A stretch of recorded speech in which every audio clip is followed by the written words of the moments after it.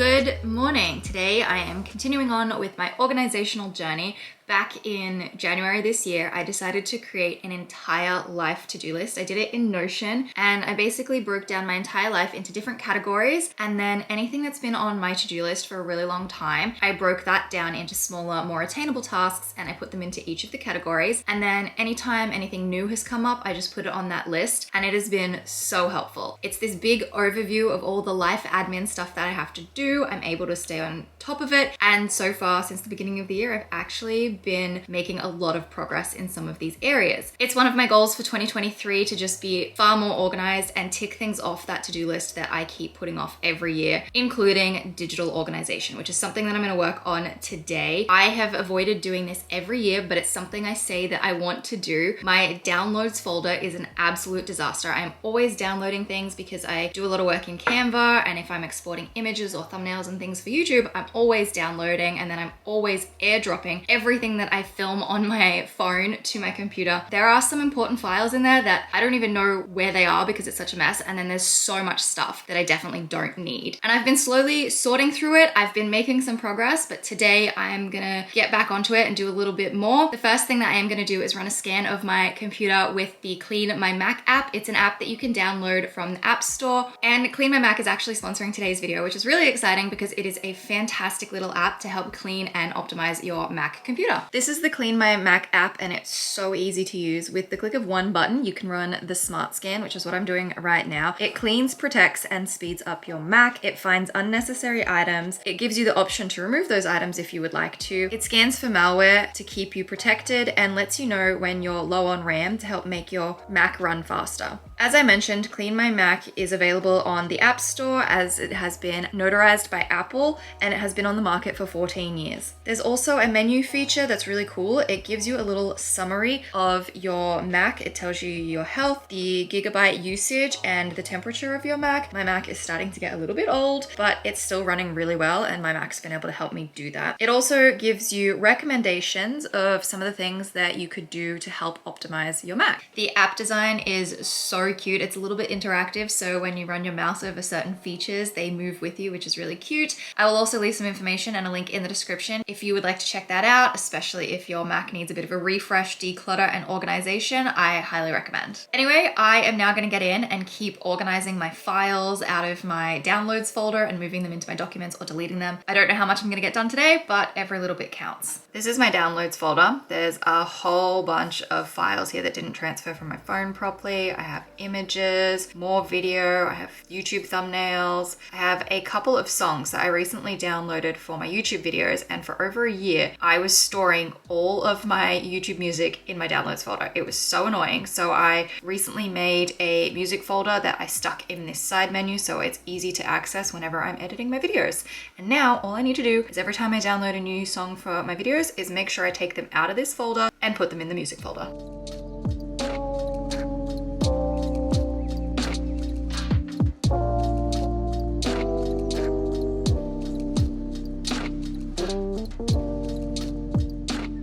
I've done about all I can do with organizing my files for today. Like I said, it is a work in progress, but it's something I'm really hoping to have organized by the end of the year. I would like to try and create some organizational habits and routines around this as well, so that I am coming back to it every couple of weeks and keep organizing so that I'm not ending up with years of just files stuck in random places and everything that just doesn't make sense. So far, I've been able to stick to it for the last couple of months, but that's only a couple of months. I have the rest of the year to see if I can stay on top of it, but I really think I will do it because I am making so much progress. Another thing that I want to do is restyle and organize my iPad and my phone. My phone is a massive job. I have so many apps on there. Don't know how I'm going to go with that today, but I definitely think I have time to get on and do my iPad. These are the two designs that I have as my display with my icons and my background. My iPad's very neutral. It almost all blends together though, which I kind of don't like. And then I just have a couple of extra apps on the second page that I would like to style up the same. These are all using shortcuts shortcuts. I do have a video on my channel of how to do these. I made and designed all of my own app icons,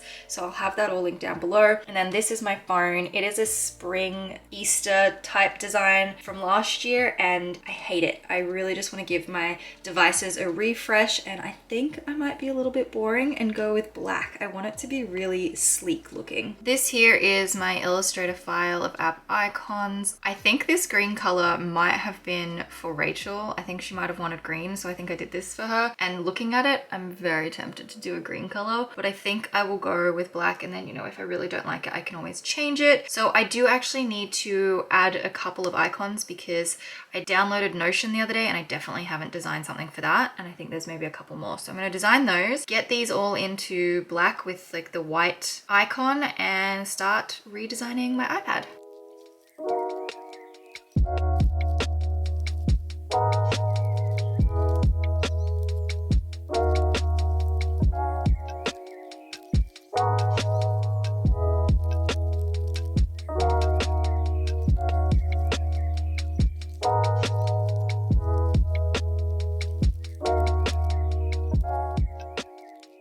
I've exported all of my files and I've airdropped them to my iPad. They're just in my camera roll, and now I'm going to use the Shortcuts app to put it all together. I'll show you really quickly just how to do it. So I have the Shortcuts app here, and all of these are the shortcuts that I have created. If I click any of these, like this one here, for example, if I click it, TikTok will open. And what I'm doing is creating a shortcut like this and then setting one of those images as the shortcut. So on that back page, I have YouTube Studio. As you can see, I've set this shortcut to open YouTube Studio. Up here, I'm going to select this button, select add to home screen, and right here, I can choose an image from my camera roll to set for the shortcut. So this one is the YouTube Studio, so I'm going to select this one. You can move and scale it if you want to, but I'm going to use it exactly as is. And then I click add, and there it is on my home screen. And now I can delete this one, and what you want to do is remove it from the home screen. You don't want to delete the app, and then it disappears, and now I am left with a black icon that will open the YouTube Studio.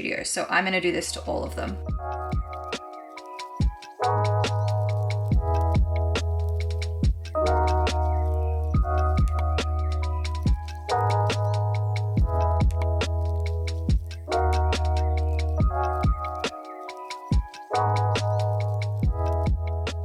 And here is my iPad design. I don't know if I absolutely love it. I feel like the black might be a little intense. I'm starting to think that maybe I should have just kept the previous design and made slightly darker neutral apps just so that they stood out from the background. But I also don't hate it at the same time. I think it's kind of cute.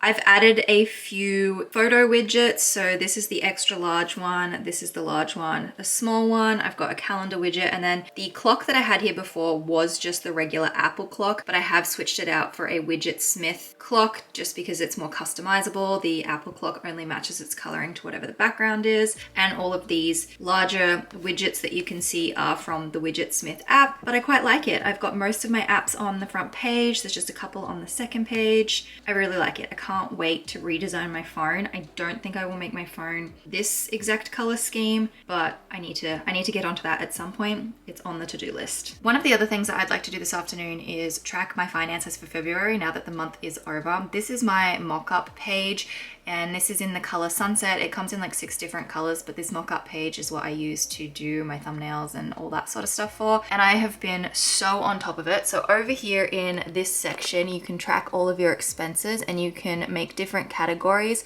to add them to. And then they will calculate up over here and give you a total. And then you can put in estimated amounts. And I've had a lot of fun in the last 2 months giving myself some spending challenges. It's actually been really fun. And it's also just a fun, cute design as well. So I'm going to finish tracking February. I try to do a little bit every week so that I'm staying on top of it.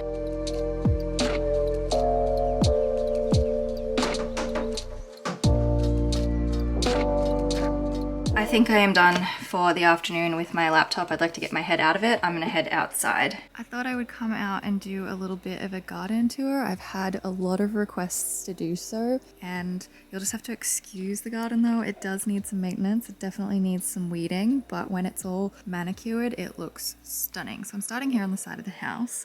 We have this peach tree. This peach tree actually survived the fire. So we used to have a different fence that ran along here, and we had a few trees, and this one survived. But as you can see, the base has all grown back as random offshoots, and it's not a solid trunk, which makes the tree a little bit droopy, but it's covered in peaches at the moment, and apparently they're not very nice to eat. So we leave them out here for the birds. I mentioned in my last video these really cool lamp posts that are solar powered and they light up at nighttime. The middle light lights up, and then there's also a few LED lights in there as well. The front garden is really cool. It's a little more dry and desert looking, and Mum has actually a lot of these kangaroo paws, which is an Australian native plant, and they're so pretty. These are the orange ones, and then over here there are some yellow ones as well, and it's very, very cute in here. I really like the front garden. We have a bunch of different sculptures. This one is from before the fire as well, and then in here, this is something that survived the fire. I made this little clay owl when I was like 6 years old, so it's kind of cool that that still exists, although I think his nose broke off, but that may have broken off but way before the fire. There's another lamppost just here too, and then the front fence has some like old tools and stuff that are all rusted, which is very, very cool.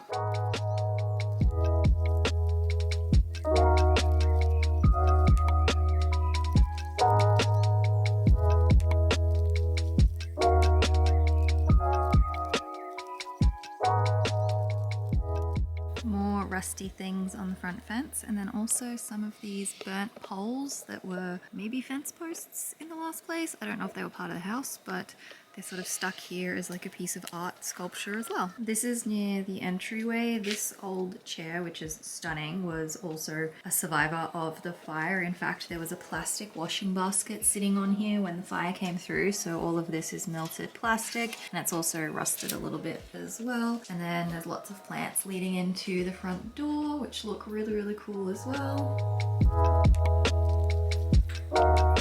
Out on the other side of the house is a bit of a mismatch of just plants. Like, there's just so many. I don't even think I'm going to be able to show you how many my mom actually has. I think at this point it would be thousands of plants. We have a couple of vegetables growing out here. I believe this is a squash. We've also got a lot of tomato plants. There's a vegetable garden down the back that has a lot of ripe tomatoes on it, and I don't think my mom ever really buys tomatoes anymore. Over here on this random slab of concrete, it used to be a little garden shed, but it's now just become a place for lots of random different plants. This was an old cat bowl that used to have like a dish in it that the cats could eat or drink from, but unfortunately it went through the fire and he's all rusty, but he's still kind of cool. This here is incredible. This actually used to be a concrete water tank, and it was damaged during the fire, so they couldn't use it as a water tank. So my mom cut a hole in the side of it and now has this incredible greenhouse. When I say thousands of plants, I mean it. This is one of my favorite pieces in my mom's garden. I love that she took an old rusty wheelbarrow and turned it into a little cactus garden.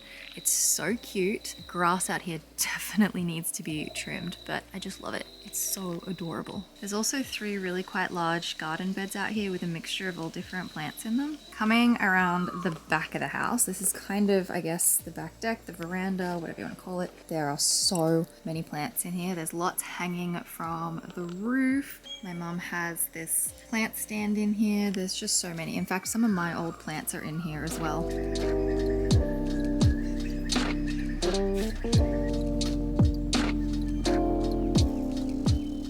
This here is an on-the-ground bird bath that I actually bought my mom for a present at some point.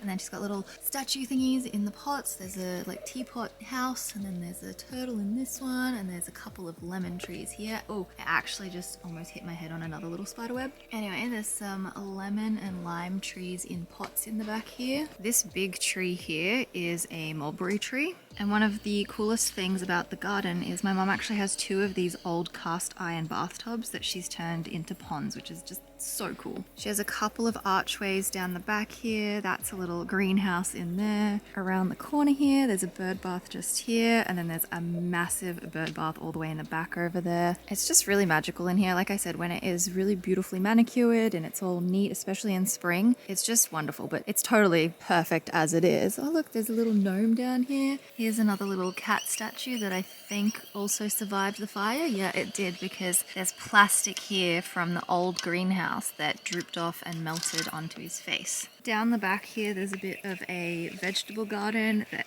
definitely needs to be weeded. It gets overgrown so quickly. In this back garden here, I was gonna say these are squash, but I actually think they might be cucumbers. Does this look like a cucumber? Yeah, I think this is a cucumber. They definitely need to be harvested. He's kind of spiky, but there's a lot in there. As you can see, this is a little overgrown, but there's actually tomatoes down here and they're covered in bugs. Green bugs. I don't know what the green bugs are, but this needs to be readjusted and fixed. I'm not sure what else is in here besides tomatoes. Yeah, there's lots of little tomatoes down there. I guess those are cherry tomatoes. And then, oh, I think that's another cucumber in there. Yeah, my mum needs to get in here and like redo all of this because it's very overgrown. But man, there's probably so many good little tomatoes in there that are ready to be picked.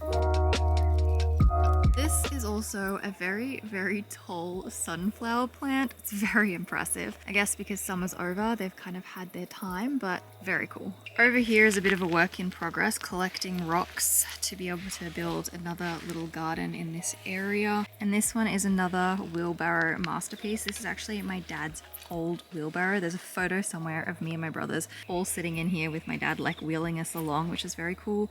But it's been turned into another little garden, and you know what? I don't know how, but it survived the fire. It only was burnt just here on the tips of the handles. This is down on the back fence. There's some cool vines and then another rusty piece of art. This is the other cast iron bathtub that Mum made into a pond. This definitely survived the fire. It's really cool that we can like reuse all of the garden stuff that survived. And then over in the back corner there is some really cool burnt wood as a bit of an art piece with some trees at the back of the pool. And this plant in the corner that's next to the pump is actually my plant. It used to be in my apartment in Melbourne and I brought it back up here. I keep forgetting that there's even more gardens. So this little section here is out the front near two really big water tanks. And again, it's kind of got a bit of like a desert vibe. There's pebbles and rocks and things and a few cactuses. Like there's this really cool one just down here. Come to find some of the cats. Where are we going? What are we doing? Just gonna go under the tractor. This is Lucy. She's very cute. She looks a little angry sometimes though, but then again, what cat doesn't look a little angry? I can't really seem to find any of the cats. I think my cat's inside and the other two are off somewhere. I left Lucy out the front. That's pretty much my mum's garden. I don't know if I've done a very good job at giving it a tour, but my mum actually has a TikTok where she shares plants and things. I also just remembered that she has indoor plants as well, which I'm not going to go through because that's actually just too much. But that's the outdoor garden.